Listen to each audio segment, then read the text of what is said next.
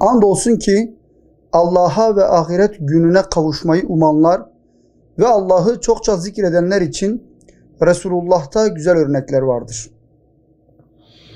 Değerli peygamber sevdalısı halkımız, 1 Nisan ayına daha Efendimizin dünyaya viladeti ile birlikte yani rahmet iklimine girmiş bulunmaktayız.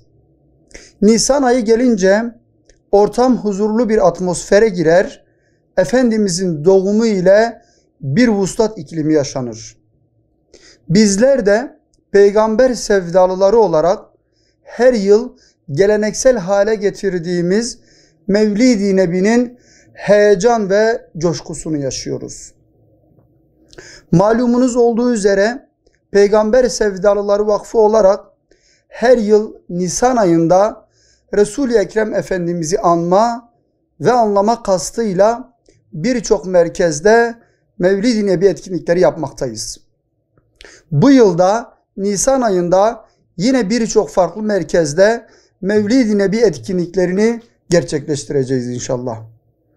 Bu yıl yapacağımız Mevlid-i Nebi etkinliği Gazze'de yaşanan soykırım, katliam ve hüznün gölgesinde yapılmaktadır. Rabbim bu soykırımın müsebbibi olan zalim güruhunu Kahhar ismiyle kahreylesin inşallah. Değerli peygamber sevdalısı halkımız, bu durum bize Hazreti Muhammed'i anlamaya ne kadar da muhtaç olduğumuzu bir kez daha hatırlatmaktadır.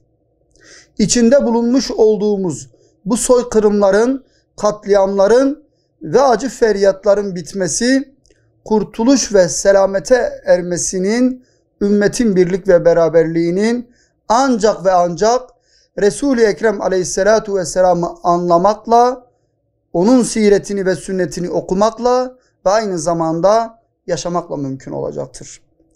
Bu vesileyle bu yılki Mevlid-i Nebi etkinliğimizin teması cihad önderi Hazreti Muhammed aleyhissalatu vesselam olarak belirlenmiştir.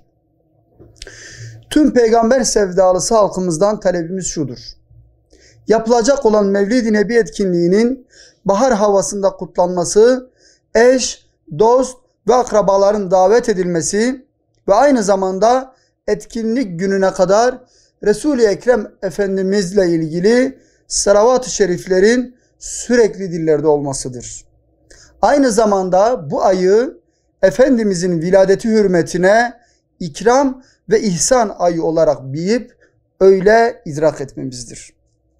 Aziz halkımız, cihad önderi Hazreti Muhammed temalı Mevlid-i Nebi etkinliği ile alakalı gerekli olan bütün resmi başvurularımızı düzenleme kurulu üyelerimizle birlikte yapmış bulunmaktayız.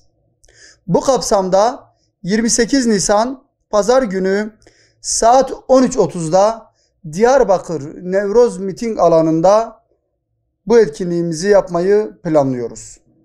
Siz değerli peygamber sevdalısı halkımızı da bu vesileyle şimdiden bu rahmet ikliminde Efendimiz Muhammed Aleyhisselatü Vesselam'ı anma ve ona olan bağlılığımızı gösterme adına 28 Nisan Pazar günü saat 13.30'da Diyarbakır Nevroz Miting alanında yapılacak olan Mevlid-i Nebi etkinliğine bekliyoruz.